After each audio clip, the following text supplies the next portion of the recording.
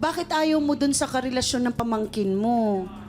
Kasi po, malandi po siya. Teka, lalaki yung pamangkin mo. Kung po, siya po ang Nilalapitan. Nilalapitan po siya. Ah, so malandi yung girl. Malandi po yung girlfriend niya. Ay! So, okay. Okay naman ng sweet si girl, friendly. Basta yung pamangkin mo lang yung kanyang nilalambing. Hindi ba? Hindi lang po siya. Ayun lang! Pamangkin niya. Buti na lang, mabilis magsalita si nanay. Paano mo nalaman, Ate Carmen, ano ba talaga ang totoong istorya? Nakikita ko po siya na nakipag-inuman sa mga lalaki. Ay, ba't nandun po kayo? Umiinom din po kayo, na? Nadaanan ko po siya. Nadadaanan mo. Akala ko- Hindi alam ng pamangkin mo yan. Hindi po alam. Ay, pero sinabi mo na, Aling Carmen. Hindi ko pa po nasasabi sa pamangkin ko. Ngayon pa lang masasabi. Ngayon pa lang Maniniwala po. kaya sa iyo ang pamangkin mo? Nasa sa kanya na po yun. O, basta't sasabihin mo lang. Opo. Etong pamangkin mo ay bakit sa iyo ba ito lumaki, Ate Carmen? Opo. Kayo ang ako po- nagpalaki. Ako po nag-alaga po dyan. At nagpalaki. Nagpalaki po. Tapos na ba ito sa pag-aaral? Ilang taon na ba itong pamangkin mo? Ano na po siya, nasa 23 na po. 23. Kilalanin natin nako. Ang babaeng ayaw ni Aling Carmen para sa kanyang pamangkin. Lynn, pasok!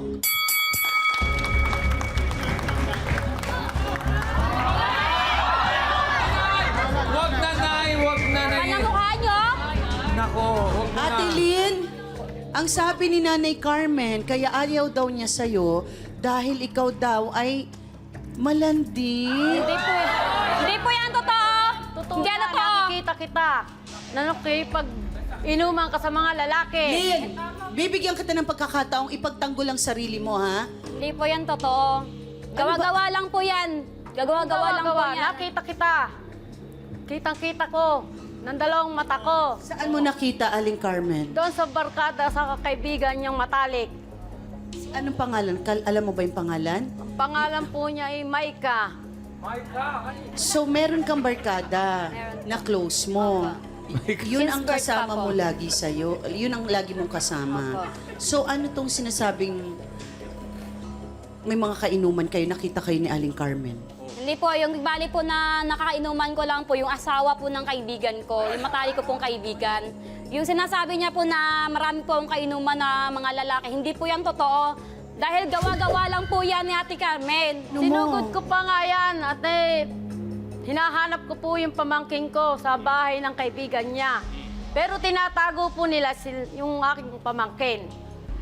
Tinatago yung pamangkin mo Opo. nung pinuntahan mo. Totoo ba ito, Lynn? Hindi Ilang po taon naman. ba itong pamangkin mo ulit? 23? 23 Ilang taon po. ka na, Lynn? 32 po.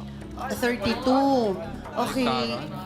Sabi ni Ate Carmen, ikaw daw ay may anak na. Meron po, single mother po ako. Okay, ilan ang anak mo? Dalawa po. May dalawa ka ng anak.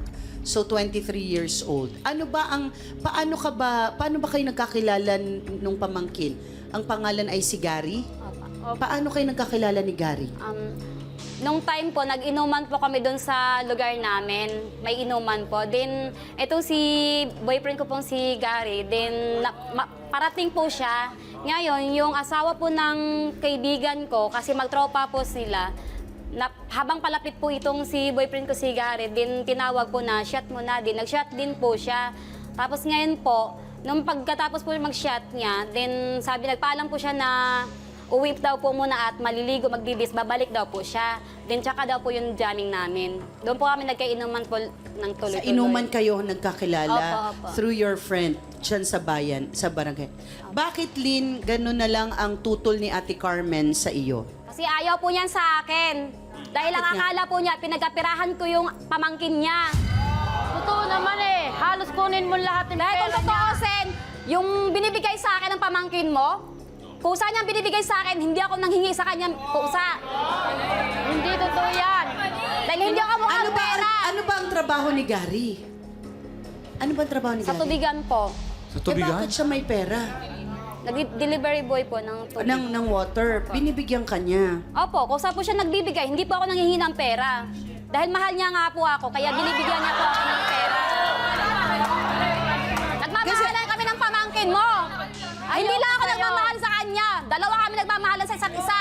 Ayoko po sa kanya. Dahil po siya, malandi na kung saan po nakikipag-inuman lalaki. Kawawa lang po ang aking pamangkin. Ayoko po kasing mapariwara yung pamangkin ko. Ako po naghihirap sa pamangkin ko Siguro kasi kung walang nakikita, Lynn, baka hindi naman kailangan ayawan ka. Hindi na- Bakit ka kasi Ganito po kasi, nakikipag-inuman? Nakipag-inuman po ako. Pinapaalam ko po sa boyfriend ko na ito, mag-inuman kami. Pero ang lagi ko pong kasama itong si matalik kong kaibigan na si Jamaica po. Amay ka. Opo, totally po, yun po ang totoo na wala naman pong mga kasama kong mga lalaki, kundi yun lang po yung asawa Pero ng sinugod kaibigan ka raw ko. ni Aling Carmen. Ano Opo, nangyari pinahiya nito? po kami yan sa inuman, walang hiya po yan. Hindi po totoo yan. Totoo po yan dahil andyan po si Jamaica mapagpatunay sa inyo. Pamangkin. Oh, tawagin natin ang kaibigan ni Lynn na sinugod daw ni Nanay Carmen sa bahay. Jamaica, pasok. Huwag ka na sumugod! Huwag ka na sumugod! Huwag ka na sumugod! Jamaica, diretsahang tanong. Bakit ka nilusob ni Nanay Carmen?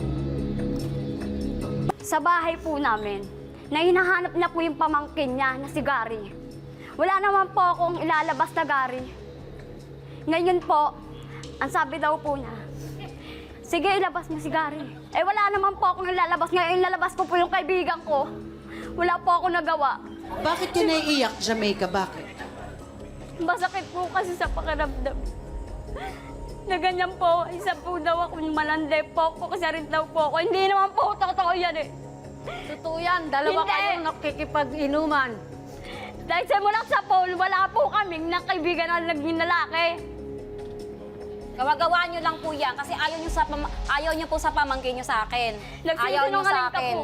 Oo, pero dapat naunawaan natin siya kasi Tanda na yung parang... pamangkin nyo nasa tamang edad na yan. Pero Lynn, dapat pakisamahan natin ang nagpalaki sa taong mahal natin. Hindi natin, inuunawa natin ang damdamin ni Aling Carmen kasi siya nagpalaki. Kung di niya pinalaki, malamang di mo nakilala ngayon yun. Oo. Wala po kasi ako magawa. May isip na po sila, malalaki na po sila. Hindi ikaw ang kausap ko. Jamaica! Wala akong ginagawa sa'yo. Drama na lang natin yon. Okay. Pagod, Jamaica! Balik tayo sa usapan. Ay, nako, pinapagaan natin yung ating sitwasyon. Kasi alam nyo, ang hirap intindihin ng kung ako yung nagpalaki, tapos parang biglang inagaw lang ng isang tao. Kapag nagiinuman kami, pinapaalam ko po sa pamangkin niya na kami magiinom. Gumagawa ka lang ng kwento mo na may mga lalaki kaming kainuman. Oo, pero bakit hindi kasama ang pamangkin niya? Nasaan ang pamangkin Nasa trabaho po kasi pagka ano mo. Okay. Alam mo, Lynn, itigil niyo yung pag-iinom niyo. May dalawa kang anak. At yung boyfriend mo, si Gary, ay nagtatrabaho. Siguro ngayon, walang matitira kay Nanay Carmen, hindi niyo naaabutan ng panggamot kasi tinutulungan ka, may dalawa kang anak. Oo, yun. 'Di ba? Mauubos talaga si Gary. Walang matitira kay Aling Carmen. Tawagin natin ang pamangkin ni Nanay Carmen na kanina pa nating pinag-uusapan. Gary, pasok!